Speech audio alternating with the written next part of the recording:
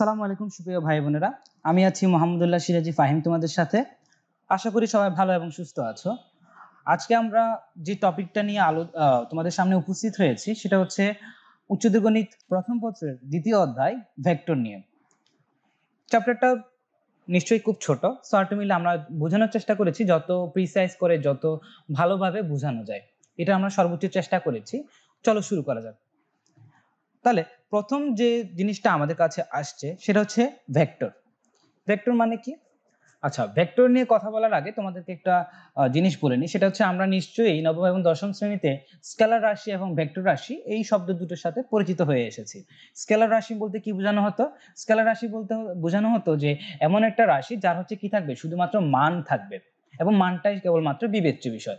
এবং আমরা ভেক্টর রাশি সম্পর্কে আলোচনা করে এসেছি, সেটা হচ্ছে কি আমরা দেখে এসেছি যে ভেক্টর রাশি মানে হচ্ছে সেই সব রাশি যাদের একই সাথে মান এবং দিক থাকবে।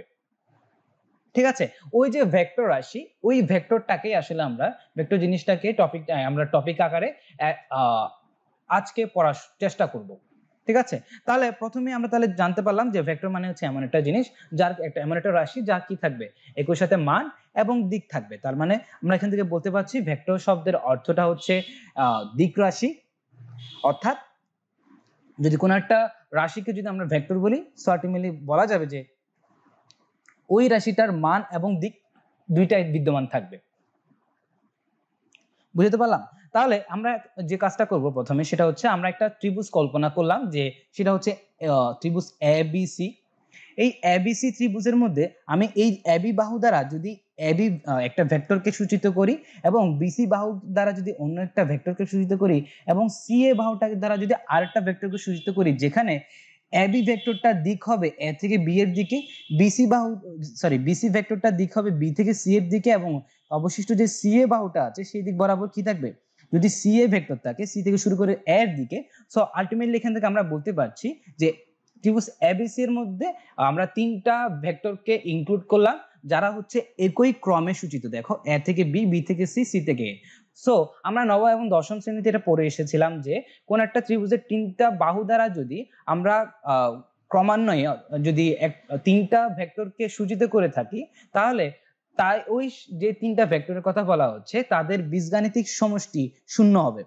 দেখো এই যে, সো আলটিমেটলি এখান থেকে আমরা বলতে পারছি যে AB vector plus BC vector plus CA vector is equal to 0 হবে। দেখো এই যে লেখা হয়েছে AB vector plus BC vector plus C is equal to 0।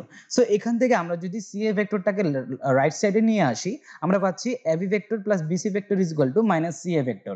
এখন দেখো আমরা এই যে মাইনাস সিএ ভেক্টরকে চাইলে এভাবে লিখতে পারি কিনা, দেখো মাইনাস সিএ ভেক্টরকে আমরা চাইলে এইভাবে লিখতে পারি এসি ভেক্টর। এটা কিন্তু আসলে মাইনাস সিএ ভেক্টর যে দিককে নির্দেশ করে, এসি ভেক্টরও কি করে, ওই সেম দিকটাকে নির্দেশ করে, এবং মাইনাস সিএ ভেক্টরের যে মানটা হবে সেটা অবশ্যই এসি ভেক্টরের মানের সমান হবে। এই দেখো, সিএ ভেক্টরের দিক যদি এদিক বরাবর হয় তাহলে মাইনাস সিএ ভেক্টরের দিক হবে এই দিকে, এবং মাইনাস সিএ ভেক্টর মানে এই যে এসি ভেক্টরের দিকটাকে নির্দেশ করছে না, এবং যেহেতু মাইনাস সিএ ভেক্টর আর এর মান আর এসি ভেক্টরের মান পরস্পর সমান, সো আলটিমেটলি আমরা এই জায়গায় মাইনাস সিএ ভেক্টরের জায়গায় এসি ভেক্টরটাকে বসাতে পারি। সো আলটিমেটলি শেষ পর্যন্ত আমরা পাচ্ছি AB vector plus BC vector is equal to AC vector. ঠিক আছে, তাহলে এইটুকু পর্যন্ত আমরা বুঝতে পেরেছি। তাহলে এবার আমরা চলে আসি পরবর্তী স্লাইডে। পরবর্তী স্লাইডে যে কথাটা বলা হচ্ছে সেটা হচ্ছে এন ভুজের যে কোনো বহুভুজের n-1 সংখ্যক বাহু একই ক্রমে সূচিত হলে অবশিষ্ট বাহুটি বিপরীত ক্রমে উহাদের লব্ধি প্রকাশ করে। আমরা একটা উদাহরণের মাধ্যমে ব্যাপারটাকে বোঝানোর চেষ্টা করি। সেটা হচ্ছে, ধরলাম আমার কাছে একটা পঞ্চভুজ দেওয়া আছে এবং এই পঞ্চভুজের আলটিমেটলি পঞ্চভুজ, সো আমরা এখান থেকে বুঝতে পারছি যে তার 5টা বাহু থাকবে। বলা হচ্ছে এই যে n এর মান যদি 5 হয়, সো আমরা বলছি যে n ভুজের যে কোনো বহু মানে n 5টা ভুজের একটা কোন একটা পঞ্চভুজে যদি n-1, সো n এর মান যদি 5 বসে, 5-1, সো আলটিমেটলি 4। তার মানে হচ্ছে পঞ্চভুজের বলা হচ্ছে 4 সংখ্যক বাহু, তার মানে 4টা বাহু একই ক্রমে সূচিত হলে। দেখো আমরা কি করলাম, প্রথমে এই যে A B C D E এই যে পঞ্চভুজটা আছে সেটা 4টা বাহুকে আমরা কি করলাম, ক্রমান্বয়ে সূচিত করলাম, তার মানে একই ক্রমে সূচিত করার চেষ্টা করলাম। তাহলে আমরা একটা পেলাম কি এবি ভেক্টর, আরটা পেলাম বিসি ভেক্টর, আরটা পেলাম সিডি ভেক্টর, এবং অবশিষ্ট যেটা চতুর্থ বাহু সেটা পেলাম ডি ভেক্টর। বলা হচ্ছে যদি এই যে 4টাকে যদি একই ক্রমে সূচিত করা হয়, অবশিষ্ট বাহুটি বিপরীত ক্রমে উহাদের লব্ধিকে প্রকাশ করবে। তার মানে কি, অবশিষ্ট বাহু কোনটা ছিল, এই যে এই ভেক্টরটা না, সো এটা কি করবে, বিপরীত ক্রমে তাদের লব্ধি প্রকাশ করবে। তার মানে কি, এই যে একটা ক্রম ছিল না, বিবেচনা করেছিলাম এই দিক বরাবর, এই ক্রমটার বিপরীতে যদি আমরা চিন্তা করি তাহলে কি এই দিক বরাবর হবে না? ঠিক আছে, তো এই দিক বরাবর যদি একটা ভেক্টর কল্পনা করি, সেই ভেক্টরটা কি করবে, এই বাকি যে চারটা বাহু কল্পনা করেছিলাম একই ক্রমে, ঠিক আছে, এই চারটা বাহুর যে ভেক্টর দ্বারা প্রকাশ করছিলাম তাদের লব্ধি সমান হবে, অর্থাৎ তাদের বীজগাণিতিক সমষ্টির সমান হবে, ঠিক কি না? সো আলটিমেটলি এখান থেকে আমরা চাইলে লিখতে পারি যে এইভাবে, যে AB vector plus CD vector, sorry AB vector plus BC vector plus CD vector plus DE is equal to শেষ পর্যন্ত এই, রাইট? সো এই যে লাইনটা, এই লাইনটার অনুসারে এই লাইনটাই আসলো না। সো আলটিমেটলি এখান থেকে আমরা জানতে পারলাম যে n সংখ্যক যদি ভুজের একটা, যে কোনো একটা বহুভুজে যদি n-1 সংখ্যক যদি বাহু যদি একই ক্রমে সাজানো হয়, তখন আমরা অবশিষ্ট যে বাহুটা পাবো সেটা বিপরীত ক্রমে তাদের লব্ধিটাকে প্রকাশ করবে।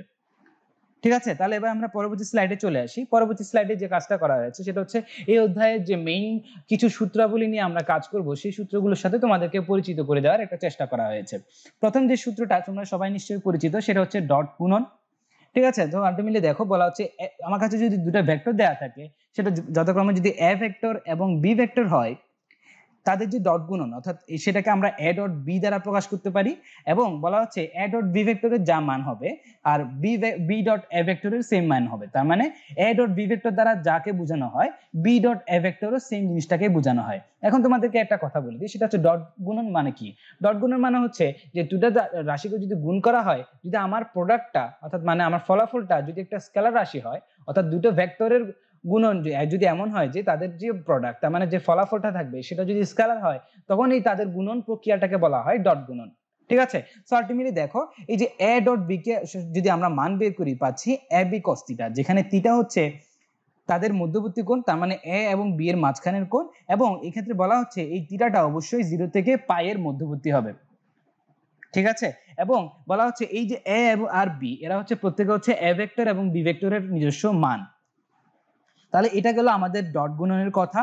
এবার আমরা দেখো আমরা একটা চিত্রের মাধ্যমে দেখার চেষ্টা করছি। যদি চিত্রের মাধ্যমে প্রকাশ করি, এই লাইনটা দ্বারা যদি আমরা এবি ভেক্টরকে প্রকাশ করি, এই লাইন দ্বারা যদি এ ভেক্টরকে, এই লাইন দ্বারা যদি এ ভেক্টরকে প্রকাশ করি এবং এই লাইন দ্বারা যদি বি ভেক্টরকে প্রকাশ করি, এবং তাদের ইন্টারনাল অ্যাঙ্গেলটা যদি থিটা হয়, তাহলে আমরা বলতে পারি A dot B is equal to A B cos theta হবে।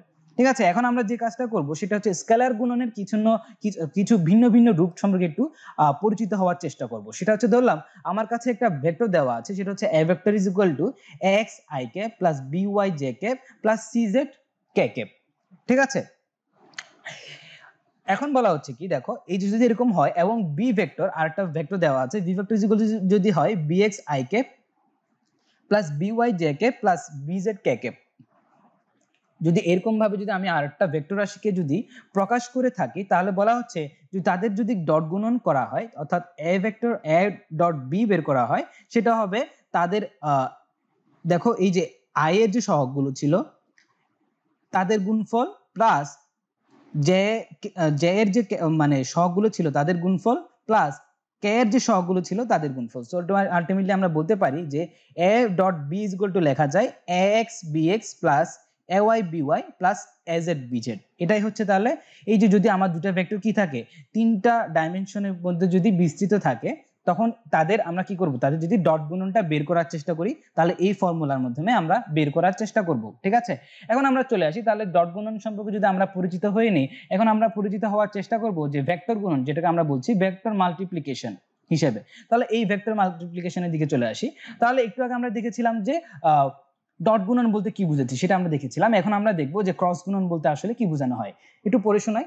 বলা হচ্ছে দুটি ভেক্টরের গুণফল যদি একটি ভেক্টর রাশি হয়, তখন একে বলা হচ্ছে ভেক্টর গুণন অথবা ক্রস গুণন। সো তোমরা নিশ্চয়ই আগের স্লাইডে যেটা বলেছিলাম সেটার সাথে একটু রিকল করে নিতে পারো। যদি দুটো ভেক্টরের এমন ভাবে গুণন করা হয় যে তাদের বাই প্রোডাক্ট, মানে তাদের যে ফলাফল সেটা যদি কি হয়ে যায়, সেটা যদি স্কেলার রাশি হয়, তখন আমরা বলেছিলাম এই গুণন প্রক্রিয়াটাকে স্কেলার গুণন, সরি এই গুণন প্রক্রিয়াটাকে বলেছিলাম ডট গুণন। এখন তাহলে বলা হচ্ছে যদি এমন হয় যে তাদের এই যে গুণফলটা বের করেছিলাম সেটা যদি ডট গুণন সেটা যদি স্কেলার রাশি না হয়, যদি ভেক্টর রাশি হয়, তখন সেই গুণন প্রক্রিয়াটাকে বলা হচ্ছে ভেক্টর গুণন কিংবা ক্রস গুণন। এখন কথা হচ্ছে কি, যেহেতু আমার এর আগে ডট গুণনের সময় যে ফলাফলটা এসেছিল সেটা যেহেতু স্কেলার রাশি হয়েছিল, সো আলটিমেটলি সেটার দিক নিয়ে আমাদেরকে আসলে কোনো একটা মাথা ব্যথা করতে হয়নি, কারণ হচ্ছে আমরা জানি স্কেলার রাশি আসলে দিক থাকে না। ঠিক আছে, সো কিন্তু আমরা যখন ভেক্টর রাশির দুটো ভেক্টর রাশিকে গুণ করছি, যদি তখন আমরা প্রোডাক্ট হিসেবে অর্থাৎ ফলাফল হিসেবে যদি ভেক্টর রাশি পাই, সো আলটিমেটলি আমাকে বিবেচনায় আনতে হবে তার মানের সাথে সাথে আমার একটা ফলাফলের যে দিকটা থাকবে সেটাও আমাদের বিবেচনায় আনতে হবে। তার মানে এখন বলা হচ্ছে দেখো, এই গুণফলের মান রাশি দুটির মান এবং এদের অন্তর্গত কোণের অন্তর্গত কোণের সাইনের গুণফলের সমানুপাতিক। তার মানে আমি যে দুটো ভেক্টরের গুণফল বের করছি তাদের এই যে গুণফল বের করছি তাদের অর্থাৎ যে দুটো ভেক্টরকে গুণ করছি তাদের গুণফলের মানটা হবে ইন্ডিভিজুয়ালি তাদের যে ভেক্টর দুটার মান ছিল তাদের গুণফল, এবং একই সাথে তাদের এই দুটো ভেক্টরের অন্তর্গত কোণের সাইনের গুণফলের সমানুপাতিক। তার মানে এটার সাথে আবার সাইন অ্যাঙ্গেলটাকেও গুণ করতে হবে। ঠিক আছে, এখানে বলা হচ্ছে আরেকটা কথা বলা বাকি আছে, সেটা হচ্ছে এই যে গুণফলটা বের করলাম অর্থাৎ প্রোডাক্টটা বের করলাম তার একটা দিক থাকবে। সো আলটিমেটলি বলা হচ্ছে এই গুণফলের দিকটা ডান হাতি স্ক্রু নিয়মের মাধ্যমে নির্ধারণ করা হয়। এবং আমি আশা করছি যে তোমরা ফিজিক্সের যে দ্বিতীয় চ্যাপ্টার যেটা ভেক্টর, সেই চ্যাপ্টারে অলরেডি এই যে থাম্ব রুল বলো অথবা ডানহাতি স্ক্রু নিয়ম বলো, এর মাধ্যমে দুটো ভেক্টরের ক্রস গুণনের মাধ্যমে যে প্রোডাক্টটা বের করা হয় তার দিকটা নির্ণয় করা আশা করছি তোমরা শিখে গেছো। ঠিক আছে, সো আলটিমেটলি আমরা একটু তাহলে যদি দরকার পড়ে আমরা আরেকটু রিভিশন করে নিতে পারি। এখন প্রথমে যে কাজটা করব সেটা হচ্ছে আমরা দুটো ভেক্টরকে বিবেচনা করব। এই যে এত কিছু কথা বলা হলো সেটাকে একটু বোঝার জন্য প্রথমে দেখতে পাচ্ছি আমার কাছে দুটো ভেক্টর আছে, একটা হচ্ছে এ ভেক্টর আর একটা হচ্ছে বি ভেক্টর। এবং দেখা যাচ্ছে যে একটা এ ভেক্টরকে এই দিক বরাবর সূচিত করা হয়েছে, বি ভেক্টরকে এই দিক বরাবর সূচিত করা হয়েছে। এখন দেখো, যদি আমরা তাদের ক্রস গুণন অর্থাৎ ক্রস মাল্টিপ্লিকেশন যদি বের করতে চাই, ভেক্টর মাল্টিপ্লিকেশন যদি বের করতে চাই, তাহলে আমরা কি করব, এ ক্রস বি এর ভ্যালু বের করব। তাহলে এই যে এ ক্রস বি, তো আলটিমেটলি আমরা ডানহাতি স্ক্রু নিয়মের মাধ্যমে জানতে পারি যে এই যে এ ক্রস বি যে দিকটা হবে সেটা হবে এ ভেক্টর এবং বি ভেক্টর যে তলে আছে তাদের গঠিত তলটার লম্ব বরাবর, হয় বাইরের দিকে অথবা ভেতরের দিকে। বুঝতে পারলাম? অর্থাৎ এখানে বলা হচ্ছে যে এই যে আমরা যে স্লাইডটা দেখছি সেটা যে পৃষ্ঠের মধ্যে আছে, এই পৃষ্ঠটা বরাবর যদি আমার এ ভেক্টর এবং বি ভেক্টর অবস্থান করে, তাদের সাথে লম্ব বরাবর হয় ভেতরের দিকে অথবা বাইরের দিকে হবে কি আমার এই যে তাদের ক্রস গুণনের গুণফল এর দিক। ঠিক আছে, বুঝতে পারলাম? তাহলে এটুকু যদি তোমরা বুঝে থাকো, আলটিমেটলি বলা যাচ্ছে কি আমার যে বাই প্রোডাক্টটা থাকবে তার দিক হবে হয় এই দুইটার সাথে লম্ব বরাবর ভেতরের দিকে অথবা বাইরের দিকে। এই যে ভেতরের দিকে এবং বাইরের দিকে বিষয়টাকে আমরা আসলে দুইটা ভাগে প্রকাশ করার চেষ্টা করেছি। এই যে উপরের দিকে দেখানো আর একটা হচ্ছে নিচের দিকে দেখানো। ঠিক আছে, এটার মাধ্যমে দেখানো হয়েছে এবং আশা করছি তোমরা বুঝতে পারছো যে কিভাবে মানে তাদের গুণফলের দিকটা যে কেন তাদের হচ্ছে, মানে তাদের সাথে লম্ব বরাবর হচ্ছে। ঠিক আছে, তাহলে এবার আমরা চলে আসি যে পরবর্তী স্লাইডে বলা হচ্ছে যে ভেক্টর রাশির গুণফলের বিভিন্ন রূপ। এর আগে আমরা দেখেছিলাম স্কেলার রাশির গুণনের বিভিন্ন রূপ, এবার আমরা দেখব ভেক্টর রাশির গুণনের বিভিন্ন দিক। তাহলে দেখো, প্রথমে আমরা একটা ভেক্টর কল্পনা করলাম, সেটাকে ধরে নিলাম এ ভেক্টর, এবং দেখতে পাচ্ছি সেটা তিনটা ডাইমেনশনে বিস্তৃত। দেখা যাচ্ছে এটাকে লেখা যায় ax ik plus by jk plus az kk। ঠিক আছে, এভাবে লিখলাম। এবং আরেকটা ভেক্টর দেওয়া আছে, সেটা দ্বিতীয় ভেক্টর ভি ভেক্টর সমান বলা হচ্ছে bx ik plus by jk plus bz kk। এখন বলা হচ্ছে যদি এই দুটো ভেক্টরকে এইভাবে সূচিত করা হয়, তাদের যে ক্রস গুণন অর্থাৎ এ ক্রস বি, এটাকে চাইলে আমরা নির্ণায়কের মাধ্যমে প্রকাশ করতে পারি। কিরকম, যে তাদের যে মানে যে আই ক্যাপ জে ক্যাপ এবং কে ক্যাপ ছিল তাকে প্রথম সারিতে লিখলাম, দ্বিতীয় সারিতে থাকবে যে এ ভেক্টর যে ছিল, এ ভেক্টরের যে মানে এ ভেক্টরের মধ্যে আই ক্যাপ জে ক্যাপ এবং কে ক্যাপ লিখেছিলাম না প্রথমে, এই যে এ ক্যাপ জে ক্যাপ এবং কে ক্যাপ, এই আই ক্যাপ জে ক্যাপ এবং কে ক্যাপ যেগুলো ছিল তাদের যে সহগটা ছিল এ ভেক্টরের মধ্যে, তাদেরকে পরবর্তী সারিতে লেখা হলো। এবং তৃতীয় সারিতে থাকবে এই যে বি ভেক্টরের আন্ডারে যে আই ক্যাপ জে ক্যাপ এবং কে ক্যাপ ছিল তাদের অন্তর্গত সহগ, তাদের সহগগুলোকে। সো আলটিমেটলি এইভাবে যদি আমরা সাজিয়ে লিখি এবং তার যদি নির্ণায়কের মান বের করি, সো আলটিমেটলি আমরা এ ক্রস বি এর যে মানটা সেটা পেয়ে যাব। ঠিক আছে, এ ক্রস বি এর মানটা পেয়ে যাব এই প্রসেসের মাধ্যমে, নির্ণায়কের মাধ্যমে। এবার আমরা চলে আসি যে দ্বিতীয় আরেকটা প্রসেস, সেটাকে দ্বিতীয় প্রসেস বলছি আমরা এবার চলে আসছি আমরা পরবর্তী স্লাইডে যে বিষয়টা নিয়ে সূচনা করা হচ্ছে সেটা হচ্ছে শূন্য ভেক্টর। সো বুঝতে পারছো, শূন্য ভেক্টর মানে তার নাম থেকে আসলে তার পরিচয় জানা যায় যে এই ভেক্টরটা কি থাকবে, আসলে আদি এবং প্রান্তিবিন্দু দুটো একই। সো আলটিমেটলি তার কোনো কি থাকবে না, দৈর্ঘ্য থাকবে না, ঠিক আছে। এবং তার আসলে যেহেতু এটা শূন্য ভেক্টর, সো আলটিমেটলি তার বুঝতেই পারছো যে তার আদি এবং শেষ তো একই বিন্দুতেই থাকবে, ঠিক আছে। এখন তাহলে আমরা বুঝতে পারলাম যে তাহলে শূন্য ভেক্টর কি সেটা জানলাম। এবার হচ্ছে কি যে কাজটা, যে জিনিসটার সাথে আমরা পরিচিত হওয়ার চেষ্টা করব সেটা হচ্ছে একক ভেক্টর, যেটাকে ইংলিশে বলা হচ্ছে ইউনিট ভেক্টর। তো নাম থেকে বুঝতে পারছো এখানে কি থাকবে, তার এই যে ভেক্টরটা আছে এই ভেক্টরটার মান অবশ্যই এক এককই হওয়ার কথা। তাহলে দেখো সংজ্ঞাটা কি বলা হচ্ছে, যে ভেক্টরের মান এক একক তাকে বলা হচ্ছে ভেক্টর, একক ভেক্টর। অর্থাৎ এখানে বলা হচ্ছে যে ভেক্টরকে তার মান দিয়ে ভাগ করা হলে একক, আসলে একটা ভেক্টরকে তার মান দিয়ে যদি ভাগ করা হয় তখন আমরা কি পেয়ে যাই, আসলে তার একক ভেক্টরটা পেয়ে যাই। কিভাবে এটাকে আমরা দেখার চেষ্টা করি, যে ধরলাম আমার কাছে একটা ভেক্টর দেওয়া আছে, সেটা হচ্ছে a vector is equal two x i cap plus a y j cap plus a z k cap, এটা একটা ভেক্টর। সো এই যে ভেক্টর a ভেক্টর এই বরাবর একক ভেক্টর যদি আমরা ছোট a ক্যাপ দ্বারা যদি প্রকাশ করি, সো আলটিমেটলি এখান থেকে আমরা বলতে পারবো যে a ভেক্টর বরাবর যে একক ভেক্টর সেটা a cap is equal to হবে, এই যে দেখো যে ভেক্টরটা আছে a ভেক্টর ডিভাইডেড বাই তার মান।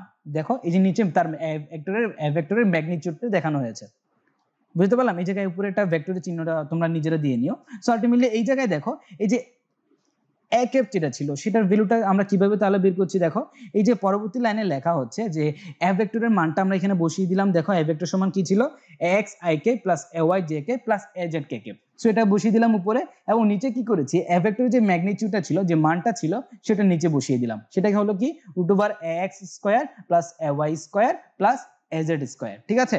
সো এইভাবে আমরা কি করতে পারি, কোন একটা ভেক্টর যদি দেয়া থাকে ওই ভেক্টরের বরাবর একক ভেক্টরটা আমরা বের করে নিয়ে আসতে পারি, ঠিক আছে। তাহলে এই জায়গায় একটা নোট তোমাদের জানিয়ে রাখা দরকার, সেটা হচ্ছে যে কোনো ভেক্টরের একক ভেক্টর বা ওই ভেক্টর বরাবর সমান্তরাল ভেক্টর, এই দুটো কথা কিন্তু একই। তার মানে এই দুটো কথার অর্থ কিন্তু একই। তার মানে কি, কোন একটা ভেক্টরের একক ভেক্টর বের করা এবং ওই ভেক্টর বরাবর সমান্তরাল কোন একটা ভেক্টর বের করা মানে হচ্ছে আসলে তারা কিন্তু একই কথাকে অর্থাৎ একই জিনিসকে নির্দেশ করে। সো আলটিমেটলি আমরা একটু খেয়াল রাখার চেষ্টা করব এই জিনিসটা যাতে আমরা কখনো কনফিউশন সৃষ্টি না হয়।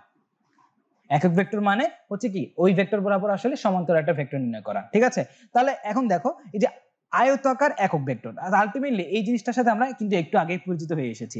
এই যে আই ক্যাপ, জে ক্যাপ এবং কে ক্যাপের কথা বলছিলাম না, এগুলোকে আসলে বলা হচ্ছে আয়তাকার একক ভেক্টর। দেখো এটাকে কিভাবে লিখছি, যে একমাত্রিক স্থানাঙ্ক ব্যবস্থায় একটি বিন্দুর অবস্থান নির্ণয় করার জন্য এক্স অক্ষ, ওয়াই অক্ষ এবং জেড অক্ষ বরাবর আয়তাকার একক ভেক্টরগুলোকে আমরা আই ক্যাপ, জে ক্যাপ এবং কে ক্যাপ দ্বারা প্রকাশ করে থাকি।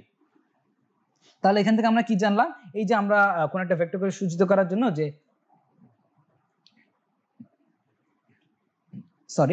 একটা ভেক্টরকে প্রকাশ করার জন্য যে আই ক্যাপ, জে ক্যাপ এবং কে ক্যাপ ব্যবহার করছিলাম, এরা হচ্ছে আসলে আর কিছু নয়, জাস্ট এক আয়তাকার একক ভেক্টর, ঠিক আছে।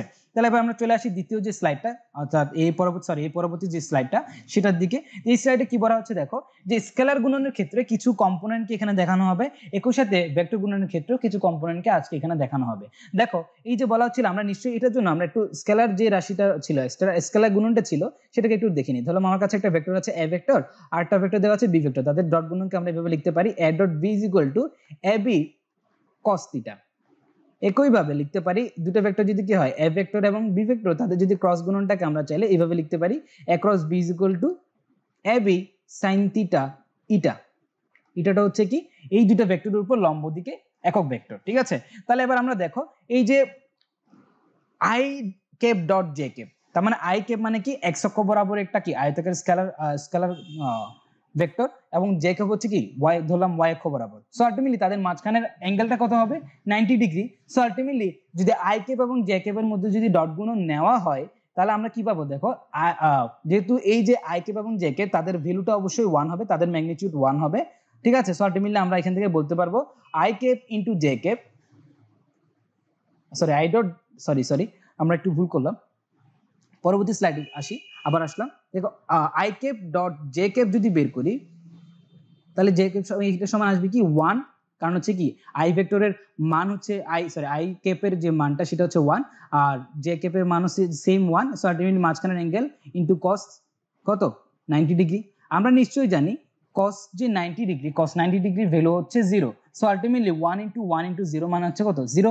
সো এখান থেকে আমরা বলে ফেলতে পারি যে লাইনটা সেটা হচ্ছে এরকম, যে স্কেলার গুণনের ক্ষেত্রে যদি আই ডট জে অথবা জে ডট কে এবং কে ডট আই নেওয়া হয়, তাদের প্রত্যেকের ভ্যালু ইন্ডিভিজুয়ালি কি হবে, জিরো হবে। কারণ হচ্ছে তাদের মাঝখানের অ্যাঙ্গেলটা 90 ডিগ্রি রয়ে যাচ্ছে। সো আলটিমেটলি যখন 90 ডিগ্রি হবে তখন আমরা বলবো যে তাদের ডট গুণনটা অবশ্যই জিরো হবে। ঠিক আছে, তাহলে একইভাবে আমরা এই লাইনটাও বলতে পারি যদি তারা কি হয়, তাহলে তাহলে তোমাদের কাছে প্রশ্ন থাকতে পারে যে ভাইয়া কখন তাহলে এই যে ডট গুণনটা 1 হবে।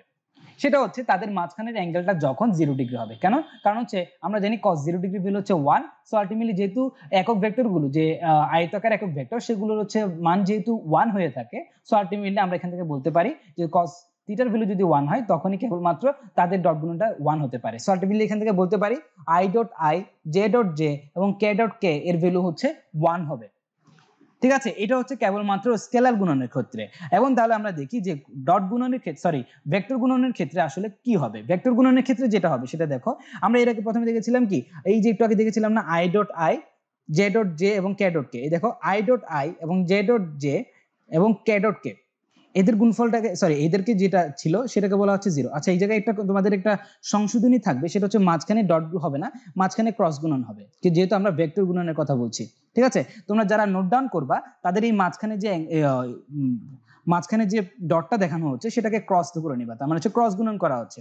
সো এখানে বলা হচ্ছে ভেক্টর গুণনের ক্ষেত্রে যে আই ক্রস আই এবং জে ক্রস জে এবং কে ক্রস কে এদের ভ্যালুগুলো জিরো হবে। কেন? কারণ আমরা একটু আগে দেখেছিলাম যে এ ক্রস বি মানে হচ্ছে এ বি সাইন থিটা ইটা। এখন দেখো সাইন থিটার উপর ডিপেন্ড করে আমার কি হবে, এই যে আই ক্যাপ এবং জে ক্যাপ এবং কে ক্যাপের যে মানটা হবে সেটা, তার মানে তাদের যে ক্রস গুণন সেটার ভ্যালুটা নির্ভর করবে সাইন থিটা অর্থাৎ অ্যাঙ্গেলটার উপর, তাদের মাঝখানের অ্যাঙ্গেলের উপর। সো আমরা তাহলে বলতে পারি সাইন থিটা এবং কস থিটা, সরি সাইন থিটার ক্ষেত্রে কখন 90 ডিগ্রি, সরি কখন হচ্ছে আমার ভ্যালুটা 1 হয় আবার কখন 0 হয়, ওটার দিকে যদি তাকাই তাহলে আমরা বুঝতে পারবো আসলে যে কিভাবে হচ্ছে ভ্যালুটা 0 হয়। দেখো সাইন, আমরা জানি সাইন 0 ডিগ্রি ভ্যালু হচ্ছে 0 আর সাইন 90 ডিগ্রি এটার ভ্যালু হচ্ছে 1। সো যদি আমরা দেখি যে দুটো ভেক্টর এমন ভাবে নিচ্ছি তাদের মাঝখানে অ্যাঙ্গেল যদি 90 ডিগ্রি হয়, কেবল তখনই মাত্র আমার এই যে তাদের ক্রস গুণনটার প্রোডাক্টটা সেটা 1 হবে। কারণ হচ্ছে আই ক্যাপ জে ক্যাপ এবং কে ক্যাপ প্রত্যেকটা ইন্ডিভিজুয়ালি মান হচ্ছে কত, 1 এর সমান হয়ে থাকে। সো আলটিমেটলি আমরা এখান থেকে বলতে পারবো যদি কখনো মাঝখানের অ্যাঙ্গেলটা 0 হয়ে যায় তখন আমরা বলবো যেটা ওই ক্রস গুণনের মানটা 0 হয়ে যাবে। ঠিক আছে, সো এখান থেকে আমরা বলতে পারছি যে I cap cross I cap, J cross cap, sorry J cap cross J cap এবং কে ক্যাপ ক্রস কে ক্যাপ এদের ভ্যালুগুলো ইন্ডিভিজুয়ালি 0 হবে। তাহলে একইভাবে তাহলে দেখো এটা আমরা কেন হচ্ছে 0 হচ্ছে, কারণ হচ্ছে তাদের মাঝখানের অ্যাঙ্গেলটা 0 ডিগ্রি। তাহলে এখন আমরা দেখছি যে আই ক্রস জে ক্যাপ এবং জে ক্রস কে ক্যাপ এবং কে ক্রস আই ক্যাপের ভ্যালুটা সেটা কি হবে, দেখো 0 হবে না। সো কিভাবে হচ্ছে দেখো, আই ক্রস জে ক্যাপের ভ্যালু হচ্ছে কে ক্যাপ, জে ক্রস কে এর ভ্যালু হচ্ছে আই ক্যাপ এবং কে ক্রস আই এর ভ্যালু হচ্ছে জে ক্যাপ। বুঝতে পারলাম? যেহেতু ক্রস গুণনের ক্ষেত্রে যেটা হয়ে থাকে সেটা হচ্ছে তাদের মানে যে প্রোডাক্টটা আসে সেটা যদি তাদের উভয়ের সাথে তলের সাথে লম্ব বরাবর হয়, এবং আমরা নিশ্চয়ই জানি আই ক্যাপ জে ক্যাপ এবং কে ক্যাপ এরা তিনটা কি পরস্পরের সাথে লম্ব। সো আলটিমেটলি আমি যদি আই ক্যাপ এবং জে ক্যাপের মধ্যবর্তী যদি কি করি, ক্রস গুণন করি, সো আলটিমেটলি তাদের উভয়ের সাথে লম্ব বরাবর যে জেড অ্যাক্সিস রয়েছে সেই দিক বরাবর যে কে ক্যাপ রয়েছে সেটা আমরা পাবো। এই যে কাজটা এখানে করা হয়েছে দেখতে পাচ্ছি, এই জন্যই আসলে দেখো যখন জে ক্রস কে বের করা হচ্ছে তখন আই পাচ্ছি, যে যখন কে ক্রস আই বের করা হচ্ছে তখন জে পাচ্ছি। এখন আরেকটা কথা এখানে থেকে যায়, সেটা হচ্ছে কখন তাহলে আমার এই ভ্যালুটা নেগেটিভ হতে পারে। যে এখন দেখো যেটা হচ্ছে, যদি দেখো আই ক্রস জে এর ভ্যালুটা যদি কি হয়, কে ক্যাপ হয়, তাহলে অবশ্যই আমরা বলতে পারবো যেহেতু এটা ভেক্টর রাশি, যে মানটা আসবে কে ক্যাপ যেটা আসবে সেটা যেহেতু ভেক্টর রাশি, সো আলটিমেটলি আমরা এখানে যদি উল্টিয়ে দিই যে ক্রস গুণনের ক্ষেত্রে অর্থাৎ জে ক্রস আই ক্যাপ যদি বের করি সেটা হবে মাইনাস কে, এবং কে ক্রস জে যদি বের করি সেটা চলে আসবে মাইনাস আই, এবং আই ক্রস কে যদি বের করি সেটা হচ্ছে কত আসবে, মাইনাস জে ক্যাপ হবে। বুঝতে পারলাম? তাহলে এই জায়গায় তোমরা যেটা সংশোধনী করবা সেটা হচ্ছে মাঝখানে যে ডট দেওয়া আছে প্রত্যেকটাকে ক্রস বিবেচনা করবা। তোমরা যারা নোট ডাউন করবা এটা অবশ্যই সংশোধন করে তারপর লিখবা। ঠিক আছে, তাহলে এবার আমরা চলে আসি তাহলে পরবর্তী লাইনে কি করা হচ্ছে, দেখো বলা হচ্ছে যে আমার কাছে ধরলাম একটা ভেক্টর বলা আছে যে এ ভেক্টর, এই ধরলাম এই যে এ ভেক্টর, এবং আরেকটা ভেক্টর বলা আছে যে সেটা হচ্ছে বি ভেক্টর। এখন বলা হচ্ছে এ ভেক্টরের উপর যদি বি ভেক্টরের অভিক্ষেপ নির্ণয় করা হয়, সো আমরা এটাকে বলবো যে, এবং যদি তাদের মাঝখানে অ্যাঙ্গেলটা যদি থিটা হয় তাহলে আমরা বলতে পারি যে এ ভেক্টর বরাবর যদি বি ভেক্টরের যদি অভিক্ষেপ বের করি সেটা হবে কি, দেখো বি কস থিটা হবে না, ঠিক কি না, বি কস থিটা হবে। এই দেখো এই জায়গায় লেখা হয়েছে B cos theta. So ultimately যে কাজটা করা হয়, যে ভেক্টরের আসলে মানে অভিক্ষেপ নেওয়া হয়, এই ভেক্টরের এই আগের যে ভেক্টর বরাবর আসলে আমরা অভিক্ষেপ নিচ্ছি, ওই দিক বরাবর আমার যে অন্য যে ভেক্টরটা নিচ্ছি মানে অভিক্ষেপ নিচ্ছি, সেই ভেক্টরের আসলে মানে কি করা হয়, উপাংশ নিলে হয়ে যায়। ঠিক আছে, এখন কিন্তু তার মানে এই নয় যে কি আসলে এ ভেক্টর বরাবর আসলে বি ভেক্টরের উপাংশ নিচ্ছি। আমরা যে কাজটা করছি সেটা হচ্ছে জাস্ট বি ভেক্টরের উপাংশটা নিচ্ছি। ঠিক আছে, জাস্ট এটা কিন্তু আবার অভিক্ষেপ। ঠিক আছে, আমরা কিন্তু অভিক্ষেপটা নিচ্ছি। তাহলে এই জায়গায় কিন্তু ভুল করা যাবে না, এটা কিন্তু আসলে উপাংশ নয়, কিন্তু আসলে মানটা হচ্ছে উপাংশের মানের সমান হয়ে থাকে আর কি। ঠিক আছে, যেটা আমরা মানে পদার্থবিজ্ঞানে ব্যবহার করে থাকি। তাহলে এখন দেখো এই যে বি কস থিটা, এটার ভ্যালুটাকে আমরা চাইলে আমরা একটু চেঞ্জ করে নিয়ে আসতে পারি, যে A dot B divided by A ভেক্টরের মান। ঠিক আছে, এইভাবে আমরা লিখতে পারি। কিভাবে দেখো, যে ধরলাম আমার কাছে যে দুটো ভেক্টর দেওয়া আছে, এ ভেক্টর এবং বি ভেক্টর, তাদের আমি ডট গুণ বের করলাম। তাহলে কিভাবে কি পেলাম, এ বি কস থিটা। আমরা দেখতে পাচ্ছি এই যে বি কস থিটা, সেটাই হচ্ছে এ ভেক্টরের উপর বি ভেক্টরের অভিক্ষেপ। সো আলটিমেটলি আমরা এখান থেকে যদি বি কস থিটাকে যদি আলাদা করে নিয়ে আসি, তাহলে পাচ্ছি A vector dot B vector divided by A ভেক্টরের মান। দেখো এই লাইনটা এখানে লেখা হয়েছে। তাহলে একইভাবে তাহলে আমরা চাইলে যে বি ভেক্টরের উপর এ ভেক্টরের অভিক্ষেপ বের করে নিয়ে আসতে পারি। তাহলে সেটা কি হবে, এ কস থিটার সমান হবে। সো এ কস থিটার মানটাও আগের মতো যদি আমরা বের করি, তাহলে পাচ্ছি A dot B divided by B ভেক্টরের মান। ঠিক আছে, তাহলে এটা আশা করছি এটাও বুঝতে পেরেছো। তাহলে এবার 2 নম্বরের দিকে চলে আসি। 2 নম্বরে বলা হচ্ছে যে এ ভেক্টর বরাবর একক ভেক্টর, যেটাকে আমরা ছোট এ ক্যাপ দ্বারা প্রকাশ করছি, এবং এটাকে বলা হচ্ছে এ ক্যাপ সমান যদি আমরা লিখতে পারি, একটু আগেই বলেছিলাম কোন একটা ভেক্টর বরাবর একক ভেক্টর মানে হচ্ছে ওই ভেক্টর ডিভাইডেড বাই তার মান, ওই ভেক্টরটার মান। সো আলটিমেটলি যদি এ ভেক্টরের বরাবর একক ভেক্টর বের করা হয়, সেটাকে আমরা যদি এ ক্যাপ দ্বারা সূচিত করি, তাহলে এ ক্যাপ সমান হবে এ ভেক্টর ডিভাইডেড বাই এ ভেক্টরের মান। ঠিক আছে, তাহলে এটাও তাহলে আশা করছি তোমরা বুঝতে পেরেছো। তাহলে এবার আমরা চলে আসি পরবর্তী স্লাইডে। পরবর্তী স্লাইডে কি লেখা হচ্ছে দেখো, বলা হচ্ছে যে এটাকে 3 নম্বর দ্বারা সূচিত করা হয়েছে, এবং বলা হচ্ছে যে এ ভেক্টর বরাবর বি ভেক্টরের উপাংশ। তার মানে হচ্ছে এ ভেক্টর বরাবর যদি বি ভেক্টরের উপাংশ নিয়ে আসি, সেটাকে আমরা লিখতে পারছি যে A dot B divided by A ভেক্টরের মান ইনটু এ ক্যাপ। এখানে যে জিনিসটা জেনে রাখা দরকার, যে ভেক্টর বরাবর আমরা উপাংশ নিব, আসলে এই যে একক ভেক্টরটা ওই ভেক্টরটাই হবে, ওই দিক বরাবর যে ভেক্টরটা সেটাই হবে। তার মানে কি, যে আরেকটা কথা সেটা হচ্ছে যে ভেক্টর বরাবর আমরা বলা হবে, তার মানে হচ্ছে এ ভেক্টর বরাবর, সেটার মানটাও নিচে থাকবে। তার মানে কি, আমরা যেই ভেক্টর বরাবর হচ্ছে উপাংশ নিব, আমরা গুণ করব হচ্ছে ওই ভেক্টর বরাবর মানে একক ভেক্টরটাকে, এবং এই এ ডট বি যেটা ছিল সেটাকে আমরা ভাগ করছি ওই যেই ভেক্টর বরাবর আমরা উপাংশ নিচ্ছি সেই ভেক্টরের মান দ্বারা। ঠিক আছে, একইভাবে তাহলে আমরা বি ভেক্টর বরাবর যদি এ ভেক্টর উপাংশ নিই, সেটা আমরা কি পাবো, আমরা পাবো A vector dot B vector divided by, দেখো যেহেতু এ ভেক্টর বি ভেক্টর বরাবর উপাংশ নেওয়া হচ্ছে, তাহলে নিচে আসবে বি ভেক্টরের ভ্যালু, এবং গুণ আকারে আসবে যে বি ভেক্টরের কত, বি ভেক্টর বরাবর একক ভেক্টর যেটা হচ্ছে বি ক্যাপ। সো আলটিমেটলি আমরা কি পেয়ে গেলাম, দেখো আমরা যদি এটা ইরেজ করে দেখতে পাচ্ছি A dot B divided by B ভেক্টরের মান ইনটু বি ক্যাপ। ঠিক আছে, এখানে তাহলে এই কথাটা বলা যায়, যে ভেক্টর বরাবর মানে বলা হবে সেই ভেক্টরটা আসলে সেই ভেক্টরটার মানটা নিচে থাকবে। ঠিক আছে, তাহলে এটাও তাহলে তোমরা বুঝতে পেরেছো। এবার আমরা চলে আসি যে দুটো ভেক্টর লম্ব হওয়ার শর্ত কি হয় আসলে।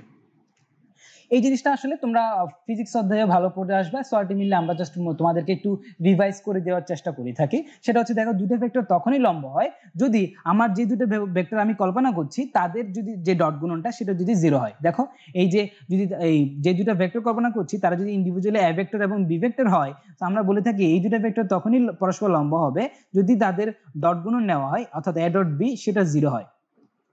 ঠিক আছে, তাহলে কেন এটা 0 হয়ে থাকে, কারণ আমরা নিশ্চয়ই জানি এ ডট বি এটা আসবে এ বি কস থিটা।